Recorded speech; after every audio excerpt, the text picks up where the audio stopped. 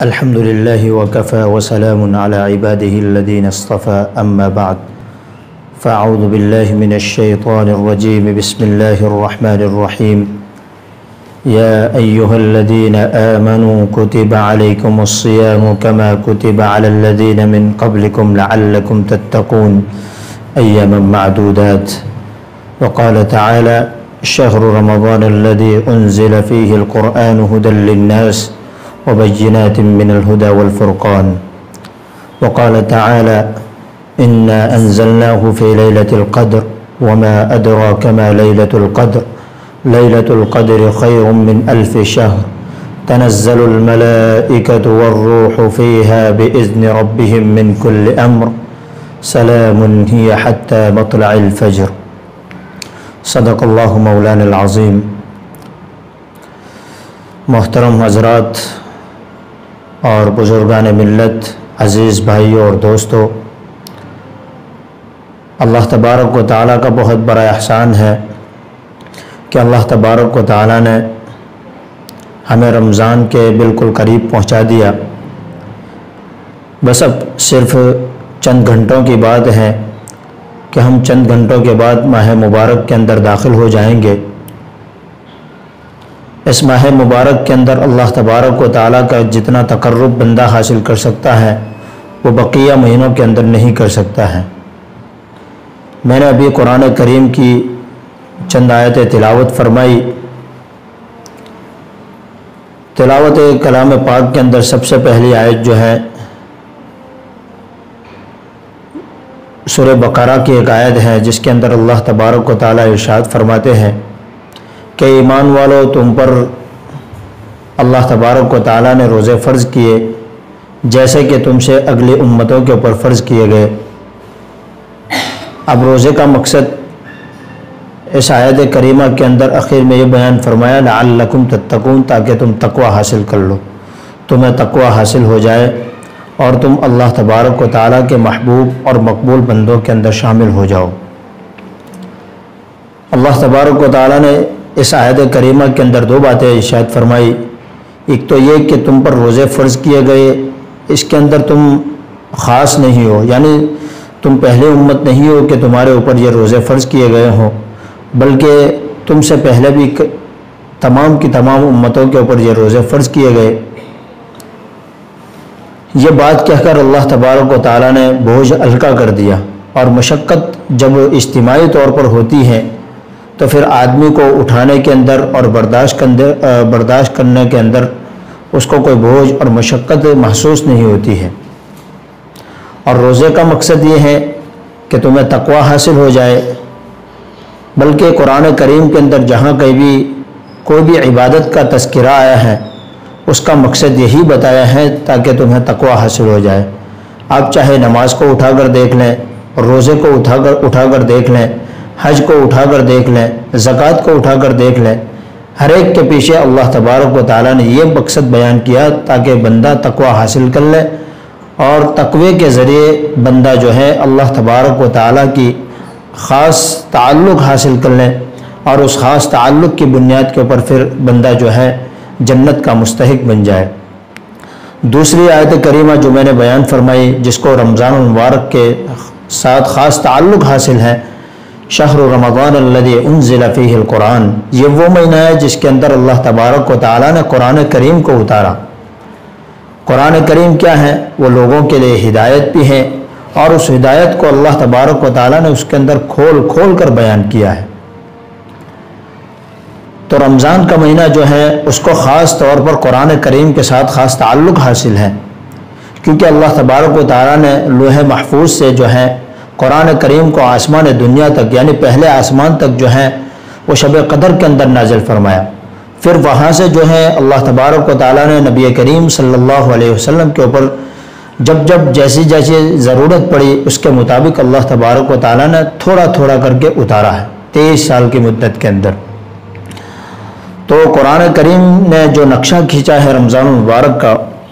اس کے اندر سب سے پہلی بات جو بیان فرمائی وہ یہ بیان فرمائی کہ روزہ تمہیں جو رکھوایا جا رہا ہے، روزے کا مقصد جو ہے وہ اللہ تبارک و تعالیٰ کو تمہیں بھوکا مارنا مقصود نہیں ہے اور نہ اللہ تبارک و تعالیٰ کے خزانے کے اندر نعوذ باللہ کوئی کمی آ گئی تاکہ تمہیں بھوکا مار کر اللہ تبارک و تعالیٰ اپنے خزانے کو محفوظ کر لے، یہ ہرگز ایسا نہیں ہے، بلکہ روزے کے اندر بھی اللہ تبارک و تعالیٰ کا مقصد یہی ہے کہ بندہ جو ہے گناہوں بھری زندگی سے توبہ کر لے، اور اس کے اندر سب سے بڑی بات یہ ہے کہ تقوی حاصل کرنے کے بعد بندہ جو ہے اللہ تبارک و تعالیٰ سے جتنا قریب تر ہو جاتا ہے اتنا کسی اور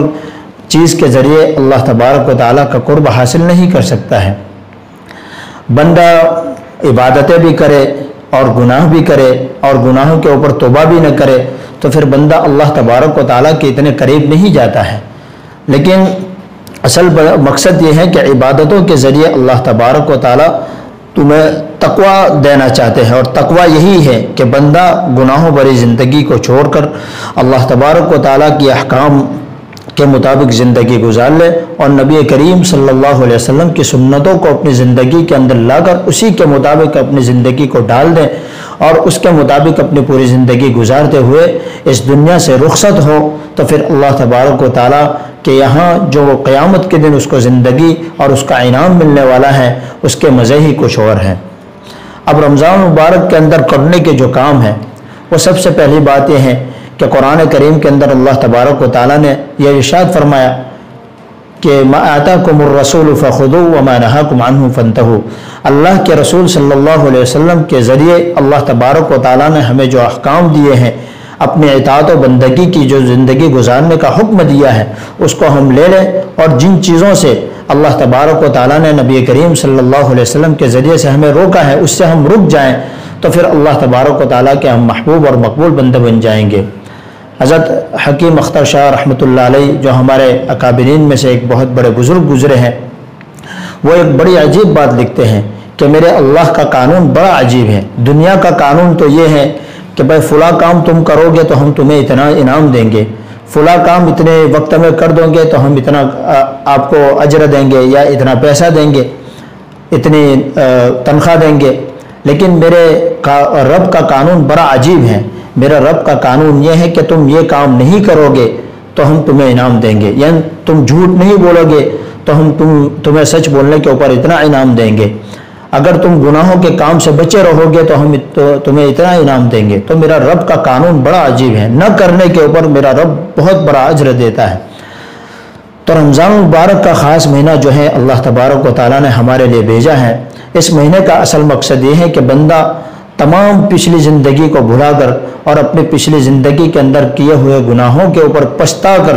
اور اللہ تبارک و تعالیٰ سے معافی مانگ کر اور اللہ تبارک و تعالیٰ سے گر گرا کر رو رو کر دھو کر اپنے گناہوں کو دھلوائے اور اپنے گناہوں سے معافی مانگے، اور معافی مانگ کر اللہ تبارک و تعالیٰ سے بندہ اتنا قریب ہو جائے کہ حدیث پاک کے اندر آتا ہے کہ جب بندہ گناہوں سے بچنا چاہتا ہے اور گناہوں سے بچتے ہوئے زندگی گزارتا ہے تو پھر اللہ تبارک و تعالیٰ فرماتے ہیں کہ میں اس کا ہاتھ بن جاتا ہوں جس سے وہ پکڑتا ہے، میں اس کی آنکھ بن جاتا ہوں جس سے وہ دیکھتا ہے، میں اس کے کان بن جاتا ہوں جس سے وہ سنتا ہے، میں اس کے پیر بن جاتا ہوں جس سے وہ چلتا ہے۔ مطلب یہ ہے کہ انسان کے پورے اعضاء جو ہیں وہ اللہ تبارک و تعالیٰ کے حکم کے مطابق پھر چلنے لگتے ہیں،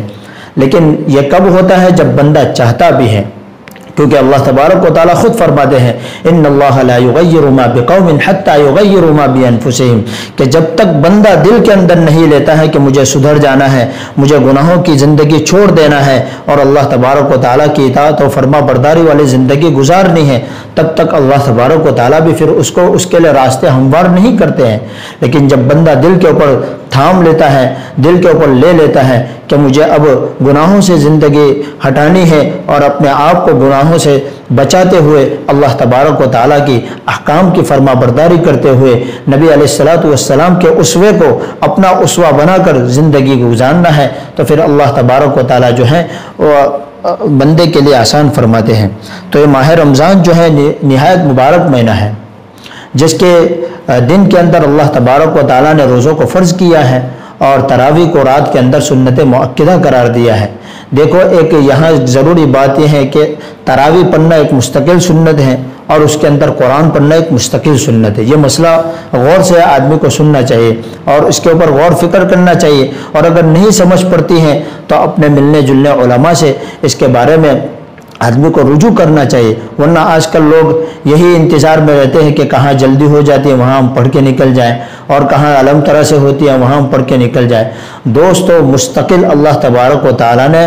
حضرت جبرائیل علیہ السلام کو یہ ڈیوٹی پر لگا رکھا تھا کہ رمضان المبارک کے اندر وہ آپ علیہ السلام کے ساتھ مل کر دور کیا کرتے تھے، قرآن کریم کو سنا کرتے تھے اور آپ علیہ السلام ان کو سناتے تھے۔ تو رمضان المبارک کے اندر جو ہے خاص تعلق حاصل ہے قرآن کریم کو، اس لیے آدمی کو خود بھی بہت اس کی تلاوت کرنی چاہیے، اور جو ہے قرآن کریم کو تراویح کے اندر سننے کا شوق اور جذبہ رکھنا چاہیے، کیونکہ ہمیں پوری زندگی کے اندر یہ ایک ہی موقع ملتا ہے کہ تراویح کے اندر اور نماز کے اندر ہم قرآن سنیں، ورنہ عام نمازوں کے اندر ہمارے یہاں تو مختصر تلاوت ہوتی ہے، مختصر قرات ہوتی ہے۔ تو اللہ تبارک و تعالیٰ نے یہ خاص مہینہ ہمیں اسی لیے عطا کیا ہے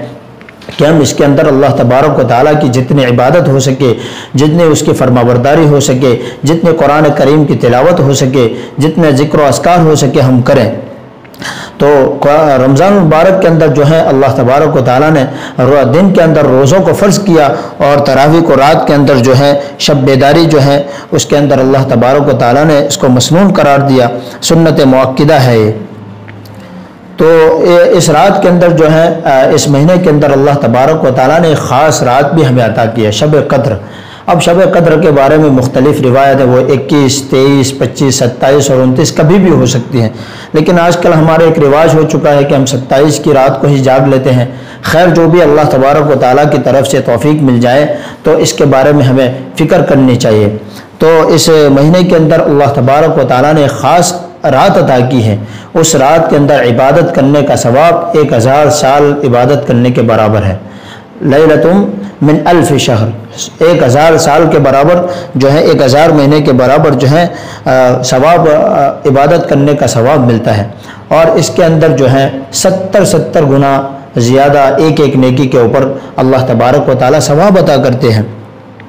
اس کے اندر جو ہے اللہ تبارک و تعالیٰ کی طرف سے مغفرت اور رحمت اور جہنم سے آزادی کے وعدے ہیں۔ پہلا عشرہ جو ہے رحمت کا ہے، دوسرا عشرہ مغفرت کا ہے، اور تیسرا عشرہ جہنم سے آزادی کا ہے۔ اسی لیے حدیث پاک کے اندر آتا ہے کہ اس مہینے کے اندر 4 چیزوں کی زیادہ سے زیادہ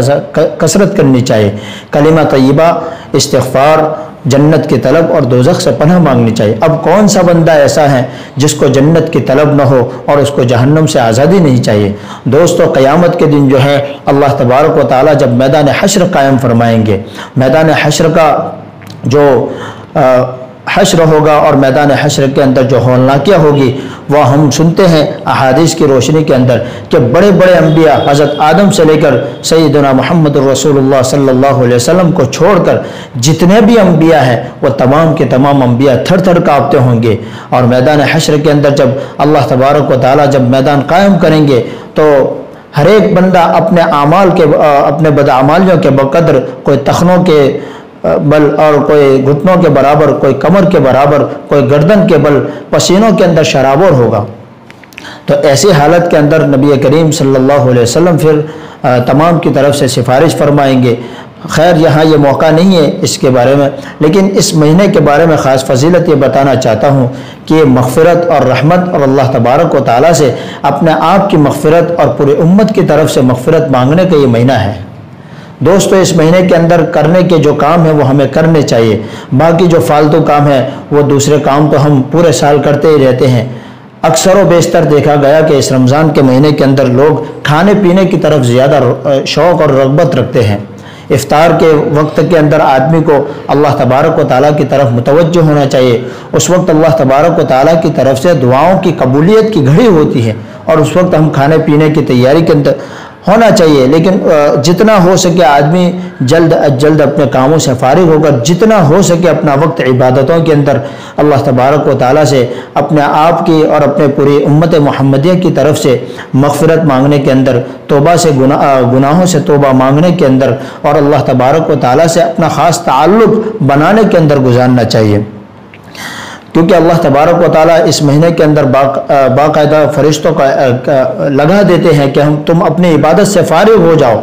اور جو میرے بندے مجھ سے مانگتے ہیں ان کی دعاؤں کے اوپر آمین کہو۔ یہ اللہ تبارک و تعالیٰ کی طرف سے اعلان ہوتا ہے، فرشتوں کو یہ باقاعدہ حکم ہو جاتا ہے، اور اس کے اندر اللہ تبارک و تعالیٰ سے مغفرت اور رحمت مانگنے کی طرف اللہ تبارک و تعالیٰ خود فرماتے ہیں وَسَارِعُوا إِلَى مَغْفِرَةٍ مِّن رَبِّكُمْ وَجَنَّةٍ عَرْضُهَا السَّمَاوَاتُ وَالْأَرْضُ، کہ اللہ تبارک و تعالیٰ کی طرف جو ہے تم مغفرت کے لیے دوڑو اور اس کی جنت کی طرف دوڑو جس کی لمبائی اور چوڑائی جو ہے زمین و آسمان سے کہیں زیادہ ہے۔ اور اس کے بارے میں بھی اللہ تبارک و تعالیٰ نے کیا فرمایا، یہ کس کے لیے تیار کی گئی ہے؟ اعدت للمتقین، جو متقی اور پرہیزگاروں کے لیے تیار کی گئی ہے۔ اور متقیوں کی صفت آگے کیا بیان کی؟ الذین ينفقون فی السراء والضراء والکاظمین الغیظ والعافین عن الناس۔ اس مہینے کے اندر بہت ساری باتیں یہ بھی ہو جاتی ہیں کہ روزہ آدمی کو بہت سی مرتبہ ایسا ہوتا ہے کہ گرمی کی شدت کی وجہ سے آدمی کے اوپر روزے کی شدت بہت زیادہ ہو جاتی ہے تو آپس میں گالم گلوچ وغیرہ بھی ہو جاتی ہیں۔ تو متقین کی صفت اللہ تبارک و تعالیٰ نے آگے یہی ارشاد فرمائی کہ الذین ينفقون فی السراء والضراء، کہ متقین کون ہیں؟ جو اللہ کے راستے کے اندر کھلے طور پر بھی اور چھپے چھپے طور پر بھی اللہ کے راستے میں خرچ کرتے ہیں، والکاظمین الغیظ، اور غصے کو پی جانے والے ہیں، والعافین عن الناس، اور لوگوں کو معاف کر دینے والے ہیں۔ پھر اللہ تبارک و تعالیٰ نے آگے کیا فرمایا؟ واللہ یحب المحسنین، اللہ تبارک و تعالیٰ احسان کرنے والوں سے محبت کرتے ہیں۔ تو اللہ تبارک و تعالیٰ کی طرف سے رمضان کا مہینہ جو ہمیں دیا گیا ہے وہ اس لیے دیا گیا ہے کہ ہم اللہ تبارک و تعالیٰ جو پورے سال سے ہم سے روٹا ہوا ہے، بلکہ ہماری پوری زندگی اللہ تبارک و تعالیٰ کی نافرمانی کے اندر گزرتے ہوئے یہ جو اللہ تبارک و تعالیٰ ہم سے ناراض ہو چکے ہیں،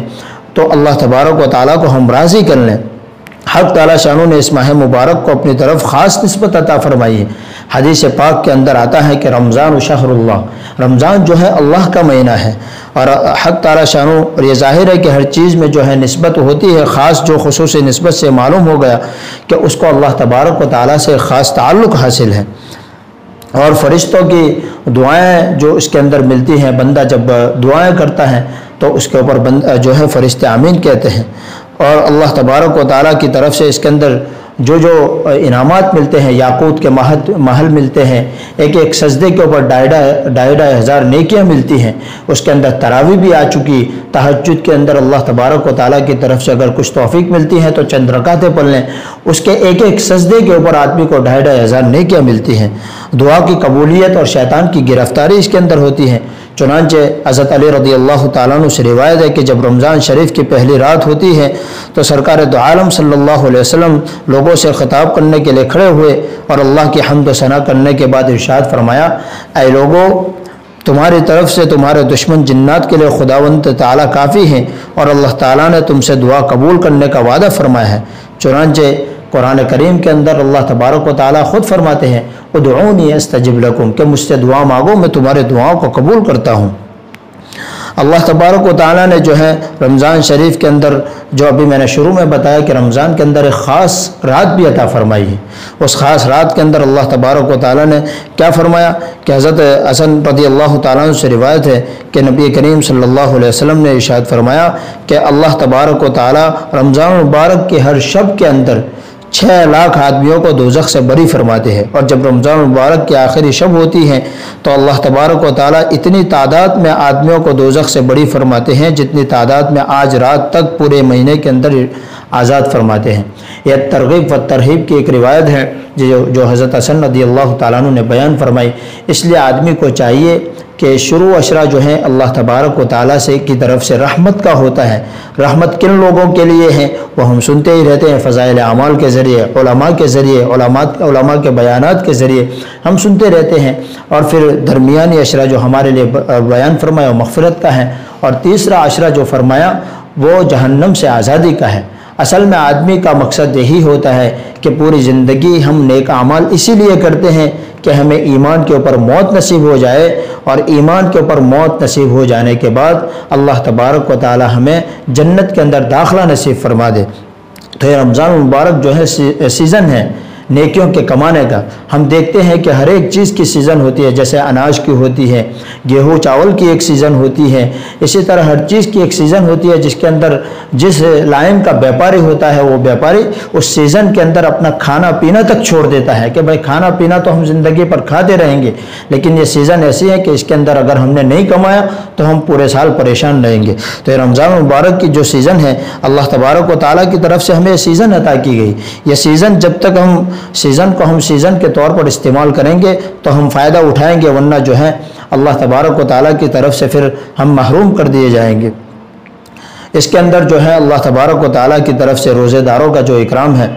وہ اکرام اللہ تبارک و تعالیٰ نے نبی کریم صلی اللہ علیہ وسلم کے ذریعے بخاری شریف کی ایک روایت ہے جس کے اندر نبی کریم صلی اللہ علیہ وسلم نے ارشاد فرمایا کہ جنت کا ایک دروازہ ہے جس کا نام ریان ہے، قیامت کے دن اس میں سے روزے دار لوگ داخل ہوں گے اور اس کے اندر سے گزریں گے، اس کے سوا کوئی بھی بندہ اس دروازے کے اندر سے داخل نہیں ہو سکے گا۔ تو آواز دی جائے گی کہ روزہ رکھنے والے کہاں ہیں، روزے دار کہاں ہیں؟ تو وہ کھڑے ہو جائیں گے، ان کے سوا کوئی بھی اس کے اندر سے داخل نہیں ہو سکیں گے۔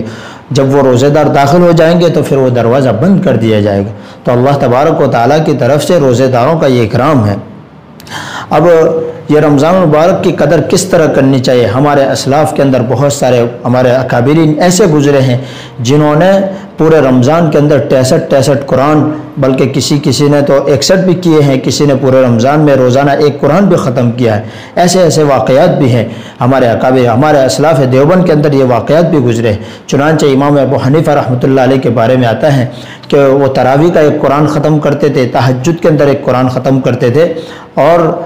تراویح کے اندر پورا ایک قرآن ختم کرتے تھے، تہجد کے اندر ایک قرآن ختم کرتے تھے، اور روزانہ کا دن کے اندر دن رات میں ملا کے روزانہ ایک قرآن ختم کرتے تھے۔ اس طرح پورے رمضان کے اندر وہ 63 قرآن ختم کیا کرتے تھے۔ اب روزے دار کے لیے اللہ تبارک و تعالیٰ نے اور بھی بہت سارے وعدے فرمائے۔ چنانچہ بخاری شریف کے اندر نبی کریم صلی اللہ علیہ وسلم نے ارشاد فرمایا کہ للصائم فرحتان اذا افطر فرح واذا لقی ربہ فرح بصومہ، کہ روزے دار آدمی کے لیے 2 خوشیاں ہیں، جب وہ روزہ افطار کرتا ہے اس وقت بھی اس کو خوشی ملتی ہے، اور قیامت کے دن جب وہ اللہ تبارک و تعالیٰ سے ملاقات کرے گا تو اللہ تبارک و تعالیٰ اس وقت بھی اس کو خوشی عطا فرمائیں گے۔ اب روزے کے ذریعے آدمی کو کیا فائدہ حاصل ہوتا ہے؟ سب سے بڑا فائدہ روزے کے ذریعے یہ ہے کہ یہ اللہ تبارک و تعالیٰ کے ساتھ ایک خفیہ معاہدہ ہے۔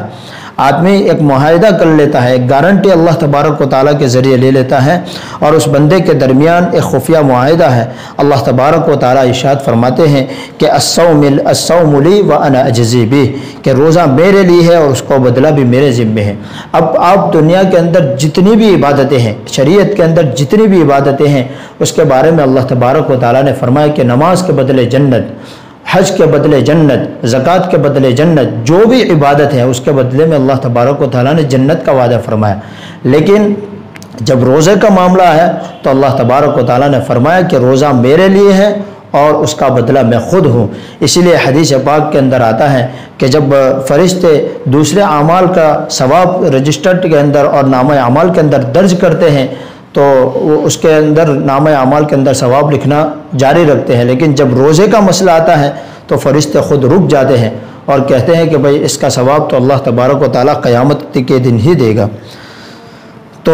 روزہ جو ہے اللہ تبارک و تعالیٰ کی طرف سے ایک بہت بڑی اللہ تبارک و تعالیٰ کی طرف سے بہت بڑی نعمت ہے۔ اب دوسری بات ہے کہ قرآن کریم جو ہے اللہ تبارک و تعالیٰ نے اس کو ایک خاص تعلق عطا فرمایا ہے، اس لیے قرآن پاک کے اندر اللہ تبارک و تعالیٰ نے جگہ جگہ اس کو شفاعت کا بھی ذریعہ بنایا ہے۔ چنانچہ نبی کریم صلی اللہ علیہ وسلم نے حدیث پاک کے اندر فرمایا الصیام والقرآن یشفعان للعبد یوم القیامہ، کہ روزہ اور قرآن قیامت کے دن بندے کی شفاعت کریں گے۔ روزہ قیامت کے دن اللہ رب العزت کے سامنے شفاعت کرے گا کہ اللہ اس بندے کو اپنی رضا عطا فرما دیجئے، اور قرآن مجید بھی شفاعت کرے گا کہ اللہ یہ بندہ میری تلاوت کرتا تھا اس لیے اس سے عذاب کو ہٹا دیجئے اور اس کو جنت کے اندر داخل فرما دیجئے۔ دنیا کے اندر ہم دیکھتے ہیں کہ ہر چیز کی جو ہے اللہ تبارک و تعالیٰ کی طرف سے ہر بندے کو ہر لائن کے اعتبار سے سیزن عطا کی گئی، تو یہ جو ہے نیکیوں کا سیزن ہے، اور آپ کو ہر طرف سے ہم دیکھتے ہیں کہ بندہ جو ہے اس سیزن کے اندر جتنا بھی ہو سکتا ہے سمیٹنے کی کوشش کرتا ہے۔ تو یہ جو ہے نیکیوں کا سیزن ہے۔ رمضان المبارک کے اندر جتنا بھی ہو سکے اپنے آپ کو گناہوں سے بچانے کی کوشش کریں، اپنے آپ کو اللہ تبارک و تعالیٰ کی نافرمانیوں سے بچانے کی کوشش کریں، اور اللہ تبارک و تعالیٰ کی طرف سے اپنے گناہوں کے اوپر رو دھو کر اتنا مانگے کہ اللہ تبارک و تعالیٰ جو ہے پھر بندوں کی قدر بھی اتنی کرتے ہیں۔ ان ربنا لغفور شکور، کہ ہمارے رب جو ہے بخشنے والے بھی ہیں اور بندوں کی قدردانی بھی کرنے والے ہیں۔ دوستو ہم دیکھتے ہیں کہ اب آج ہمارے اوپر کتنے حالات ہیں۔ اب اس حالات کے اوپر میں 2-3 منٹ بات کرتا ہوں، اس کے بعد اپنی بات ختم کرتا ہوں۔ کہ حالات جو ہیں وہ اس طرح کے ہیں، زمین و آسمان کے تیور بتا رہے ہیں کہ اللہ تبارک و تعالیٰ ہم سے ناراض ہے۔ اب اللہ تبارک و تعالیٰ ناراض ہیں اور ناراضگی کی وجہ سے ہمیں پکڑ میں لیے ہوئے ہیں، اور حالات دن بدن بگڑتے جا رہے ہیں، سدھرنے کے بجائے اور حالات موافق ہونے کے بجائے دن بدن بگڑتے جا رہے ہیں، اور ہماری بے توجہی اتنی ہے کہ ہم مساجد سے دور کر دیے گئے، پھر بھی ہم اپنے گھروں میں بیٹھ کر اللہ تبارک و تعالیٰ کی طرف رجوع ہونے کے لیے تیار نہیں ہیں، بلکہ ہم روڈ کے اوپر نکل کر ہم تماشا کر رہے ہیں، شو کر رہے ہیں، اور نہ جانے کیسی کیسی حرکتیں کر رہے ہیں، جس کی وجہ سے ہم اللہ تبارک و تعالیٰ کی نظر کے اندر بھی ہم ذلیل ہو رہے ہیں، اور دنیا کی نظروں کے اندر بھی ہم ذلت اور رسوائی کا ذریعہ بن رہے ہیں۔ دوستو سب سے بڑی بات یہ ہے کہ ان حالات کے اندر ہم اللہ تبارک و تعالیٰ کو جتنا ہو سکے راضی کرنے کی کوشش کریں، کیونکہ جب تک اللہ راضی ہے تب تک ہمارا دنیا کے اندر بھی بیڑا پار ہے، اور آخرت کے اندر بھی ہمارا بیڑا پار ہو جائے گا، آخرت کی منزل بھی ہماری سنور جائے گی۔ دوستو یہ لاک ڈاؤن کا جو زمانہ ہے، ہمیں اللہ تبارک و تعالیٰ کی طرف سے بڑی غنیمت کا